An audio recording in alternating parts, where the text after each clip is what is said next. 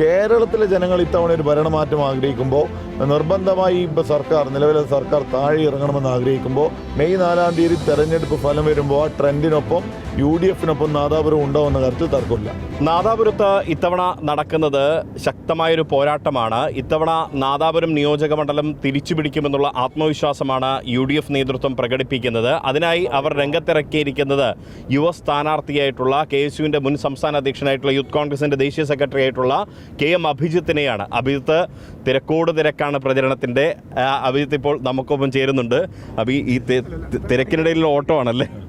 തീർച്ചയായിട്ടും ഇത്തവണ നാദാപുരത്തെ സ്ഥാനാർത്ഥിയായി ഐക്യ ജനാധിപത്യ മുന്നണിയുടെ നേതൃത്വം പ്രഖ്യാപിച്ചു.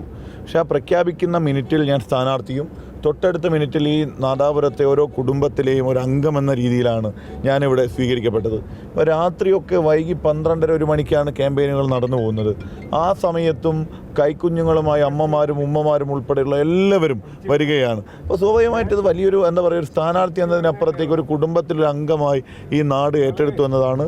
കേരളത്തിലെ ജനങ്ങൾ ഇത്തവണ ഒരു ഭരണമാറ്റം ആഗ്രഹിക്കുമ്പോൾ നിർബന്ധമായി ഇപ്പോൾ നിലവിലെ സർക്കാർ താഴെ ഇറങ്ങണമെന്ന് ആഗ്രഹിക്കുമ്പോൾ അതിനനുസരിച്ച് കേരളത്തിലുടനീളം UDF-ന് അനുകൂലമായൊരു ട്രെൻഡ് കേരളത്തിൽ വരുമ്പോൾ മെയ് 4-ാം തീയതി തെരഞ്ഞെടുപ്പ് ഫലം വരുമ്പോൾ ആ ട്രെൻഡിനൊപ്പം UDF-നൊപ്പം നാദാപുരം ഉണ്ടാവുന്ന കാര്യത്തിൽ തർക്കമില്ല. പക്ഷേ ഈ LDF-കാർ പറയുന്നത് LDF-ൻ്റെ ഒരു ഉറച്ച കോട്ടയാണ് നാദാപുരം. ഇനി എന്തൊക്കെ ആരവങ്ങളുണ്ടായാലും ഇത് UDF-ന് കിട്ടില്ല, LDF-ന് കിട്ടുന്നതാണ്. അല്ല, അവരത് പറയട്ടെ. അങ്ങനെ അവരെന്തെല്ലാം പറയുന്നുണ്ട്. അതിലിപ്പം അവരുടെ കയ്യിലുണ്ടായിരുന്ന പഞ്ചായത്തുകൾ ചരിത്രത്തിൽ ആദ്യമായി വടകര പാർലമെൻറ്റിന് കീഴിലുള്ള എത്ര പഞ്ചായത്തുകൾ പിടിച്ചു കോഴിക്കോട് ജില്ലയിലെടുത്ത് പരിശോധിച്ചാൽ 40 വർഷത്തിലേറെയായി CPM-ൻ്റെ കയ്യിലുണ്ടായിരുന്ന ജില്ലാ പഞ്ചായത്ത് ഉൾപ്പെടെ UDF-ന് അനുകൂലമായി വന്നില്ലേ? എത്രയേറെ പഞ്ചായത്തുകൾ, ഈ 73ഓളം വരുന്ന പഞ്ചായത്തുകൾ 47 ഇന്ന് UDF-ന് അനുകൂലമാണ് കോഴിക്കോട് ജില്ലയിൽ. എങ്ങനെ വന്നു? ജനങ്ങൾ അങ്ങനെ ഒരു തീരുമാനമെടുത്തിരിക്കുന്നു. അപ്പം ത്രിതല പഞ്ചായത്ത് തെരഞ്ഞെടുപ്പിൽ UDF-ന് അനുകൂലമായിട്ടുണ്ടായ തെരഞ്ഞെടുപ്പ് വിജയത്തേക്കാൾ വലിയ വിജയം ഈ നിയമസഭാ തെരഞ്ഞെടുപ്പിൽ UDF-ന് അനുകൂലമായി കേരളത്തിലുണ്ടാകും, കോഴിക്കോട് ജില്ലയിലുണ്ടാകും, ഈ നാദാപുരത്തും ഉണ്ടാകും. ഈ കോൺഗ്രസ് ഇത്തവണ വലിയ രീതിയിൽ യുവാക്കൾക്ക് ഒപ്പം തന്നെ സാധാരണക്കാരായ യുവാക്കൾക്ക് പ്രാധാന്യം നൽകിയിരിക്കുന്നു എന്നുള്ളതാണ്. ഇപ്പോൾ AD Thomas, VT Suraj, KM Abhijith, അതിനെങ്ങനെയാണ്? അല്ല, കോൺഗ്രസ് പാർട്ടി എക്കാലത്തും ഈ നാട്ടിലെ സാധാരണക്കാരനെയും എല്ലാവരെയും ചേർത്ത് പിടിച്ച് മുന്നോട്ട് പോകുന്ന പ്രസ്ഥാനമാണ്. ഇപ്പോൾ കഴിഞ്ഞ തവണ എനിക്ക് മത്സരിക്കാൻ അവസരം കിട്ടിയ ആളാണ്. ആ ഘട്ടത്തിൽ ഉൾപ്പെടെ ഒരുപടി ചെറുപ്പക്കാർ ഉണ്ടായിരുന്നു. ഇത്തവണയും ചെറുപ്പക്കാർ, പ്രത്യേകിച്ച് വിജയസാധ്യത കൂടി പരിഗണിച്ച് ചെറുപ്പക്കാരെ അതത് മണ്ഡലങ്ങളിൽ പ്ലേസ് ചെയ്യാൻ വേണ്ടി നേതൃത്വം തീരുമാനിച്ചു. ചെറുപ്പക്കാരുണ്ട്, വനിതകളുണ്ട്, പിന്നോക്ക വിഭാഗത്തിലെ ഏറ്റവും മിടുക്കരായിട്ടുള്ള നേതാക്കളുണ്ട്. അങ്ങനെ തുടങ്ങി എല്ലാവരും. ഇപ്പോൾ KSUവിൽ നിന്ന് തന്നെ സൂരജും AD തോമസും ഉൾപ്പെടെയുള്ള ആളുകൾ, അവരൊക്കെ വലിയ പിന്തുണ എന്ന് പറഞ്ഞ ബാക്ക്ഗ്രൗണ്ട് എന്ന് പറഞ്ഞാൽ ജനങ്ങളുമായിട്ടുള്ള അവരുടെ ബന്ധമാണ്. ഇപ്പം എന്നെ സംബന്ധിച്ച് ഒരു സാധാരണക്കാരനായിട്ടുള്ള എന്നെപ്പോലും ഈ പാർട്ടി പരിഗണിക്കുന്ന എൻ്റെ ജീവിതത്തിലെ ഏറ്റവും വലിയ ഭാഗ്യമല്ലേ. എൻ്റെ ജീവിതത്തിൽ ഈ പാർട്ടി എന്നെ പരിഗണിക്കുക, കോൺഗ്രസ് പാർട്ടി എന്നെ രണ്ടാമതും പരിഗണിക്കുക എന്ന് പറഞ്ഞാൽ തന്നെ വലിയ കാര്യമാണ്. പിന്നെ നാദാപുരത്തെ സ്ഥാനാർത്ഥിത്വം സംബന്ധിച്ച് തീരുമാനിച്ചത് പാർട്ടിയാണ്. സ്വാഭാവികമായ സർവേകളും അഭിപ്രായങ്ങളും ഒക്കെ പരിശോധിച്ചും പരിഗണിച്ചും ഇത്തവണ നിർബന്ധമായി കോഴിക്കോട് ജില്ലയിൽ UDF-നൊപ്പം പല മണ്ഡലങ്ങളും ഉണ്ടാകും. ആ മണ്ഡലങ്ങളുടെ ഭാഗമായിട്ട് ഞങ്ങളുടെ സ്ഥാനാർത്ഥിത്വം പ്ലേസ് ചെയ്തും പാർട്ടിയാണ്. അപ്പോൾ അതിൻ്റെ ഭാഗമായിട്ട് തന്നെ ഞങ്ങൾ വലിയ വിജയപ്രതീക്ഷയുണ്ട്. ഈ ഷാഫി പറമ്പിലിൻ്റെ എഫക്റ്റ് ഈ മൊത്തത്തിൽ ഈ കോഴിക്കോടുണ്ടോ? എങ്ങനെയാണ്? വലിയ രീതിയിൽ ഷാഫിയുടെ ഒരു റോഡ് ഷോകളിലൊക്കെ വലിയ രീതിയിൽ ആളുകളെ കാണുന്നു. അത് അനുകൂലമായി വരുന്നുണ്ടോ? അല്ല, ഇന്നിൻ്റെ കാലത്തെ കേരളത്തിലെ പൊളിറ്റിക്സിൽ ചെറുപ്പക്കാരെ സ്വാധീനിക്കാൻ കഴിവുള്ള ഒന്നാമത്തെ ചെറുപ്പക്കാരൻ്റെ പേര് ശ്രീ ഷാഫി പറമ്പിൽ എന്നാണ്. ഞാൻ ഇന്നലെ നോക്കുകയായിരുന്നു. ഇന്ന് പുലർച്ചെ 3 മണിക്കാണ് അദ്ദേഹമായിട്ട് സംസാരിച്ചത്. ഒരു റാലി കഴിഞ്ഞ് പുലർച്ചെ 3 മണിക്ക് ഞാൻ അദ്ദേഹമായിട്ട് സംസാരിക്കുകയാണ്. ഞാൻ സംസാരിക്കുന്ന നാളത്തെ ഉറക്കമില്ലാതെ ഊണില്ലാതെ അദ്ദേഹം ഓടുന്നുണ്ട്.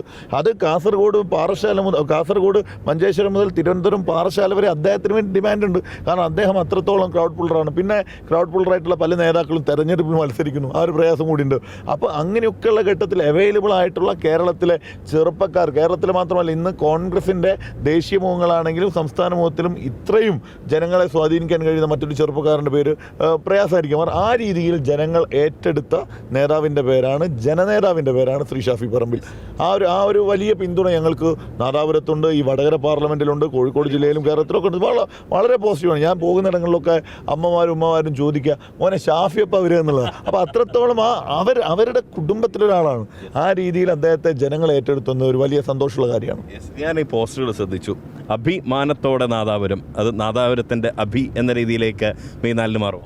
തീർച്ചയായിട്ടും ഞാൻ ഉറച്ചു വിശ്വസിക്കുന്നു ഈ നാട് നൽകുന്ന സ്നേഹം, പിന്തുണ, ഇവിടുത്തെ ജനങ്ങൾ ചേർത്ത് പിടിക്കുന്നതെല്ലാം ഇത്തവണ 59 വർഷക്കാലത്തെ നാദാപുരത്തിൻ്റെ രാഷ്ട്രീയ ചിത്രം ഇത്തവണ മാറും എന്ന് തന്നെയാണ്. പിന്നെ അത് മാത്രമല്ലല്ലോ, യഥാർത്ഥ ഇടതുപക്ഷ വിശ്വാസികൾ നോക്കൂ നിങ്ങൾ, ഈ തെരഞ്ഞെടുപ്പിൽ യഥാർത്ഥ ഇടതുപക്ഷ വിശ്വാസികൾ ഇടതുപക്ഷം വിജയിക്കണമെന്ന് ആഗ്രഹിക്കുന്ന ആളുകൾ എവിടെ വോട്ട് ചെയ്യും? ആ ഇടതുപക്ഷം UDF ആണ് എന്ന് അവർക്കറിയാം. ഈ നാട്ടിലെ പിന്നോക്കക്കാരെ, അഗസ്ത്യര വർഗത്തെ, പാവപ്പെട്ടവനെ, ഈ നാട്ടിലെ കർഷകനെ, കച്ചവടക്കാരനെ ഒക്കെ ചേർത്ത് പിടിക്കാൻ കഴിയുന്ന, ഈ നാട്ടിൽ ക്രമസമാധാനം പാലിച്ച് ജീവിക്കാൻ കഴിയുന്ന ഒരു സർക്കാർ വരണം. ആ സർക്കാർ ഇടതുപക്ഷ മുഖമുള്ള സർക്കാർ. ആ സർക്കാരിൻ്റെ പേരാണ് UDF അല്ലേ സത്യത്തിൽ ഇടതുപക്ഷവാദികൾ. ഇന്ന് പല ഘട്ടങ്ങളിലും പറഞ്ഞ പോലെ തീവ്ര വലതുപക്ഷമായി പരിണമിച്ചു പോയ മുഖ്യമന്ത്രിയാണ് പിണറായി വിജയനും ഇടതുപക്ഷ സർക്കാരും കേരളത്തിൽ ഇന്ന് ഭരിക്കുന്നതെന്ന് ജനങ്ങൾക്ക് ബോധ്യമുണ്ട്. അപ്പോൾ യഥാർത്ഥ ഇടതുപക്ഷം എവിടെയാണെന്ന് ചോദിച്ചാൽ അത് UDFിലാണ്, അത് ഐക്യ ജനാധിപത്യ മുന്നണിയിലാണ്, അത് ഇടതുപക്ഷ പ്രവർത്തകരായിട്ടുള്ള ആളുകളും ഈ തെരഞ്ഞെടുപ്പിൽ അത് ജനങ്ങൾക്ക് ബോധ്യപ്പെടുത്തി കൊടുക്കും. നാദാപുരം ഒരു അട്ടിമറി ഉണ്ടാകും. തീർച്ചയായിട്ടും. എല്ലാ ആശംസകളും നേരുക. Thank you. വലിയ പ്രതീക്ഷയാണ് അഭിജിത്ത് പങ്കുവയ്ക്കുന്നത്. നാദാപുരത്തിൻ്റെ അഭിമാനത്തോടെ നാദാപുരം എന്ന ആ ഒരു പോസ്റ്ററിലെ പ്രചരണ വാചകത്തിൽ നിന്നും മെയ് 4 ആകുമ്പോഴത്തേക്കും നാദാപുരത്തിൻ്റെ അഭിയായി മാറും. ഈ നാദാപുരത്ത് വലിയ അട്ടിമറി വിജയം നേടി ഇവിടെ വലിയ ഭൂരിപക്ഷത്തോടുകൂടി UDF വിജയിക്കും എന്നുള്ള ആത്മവിശ്വാസം അദ്ദേഹം പ്രകടിപ്പിക്കുന്നു. ക്യാമറ പേഴ്സൺ TK റിഷാദിനൊപ്പം Riyas KMR, Kerala Vision News, Kozhikode.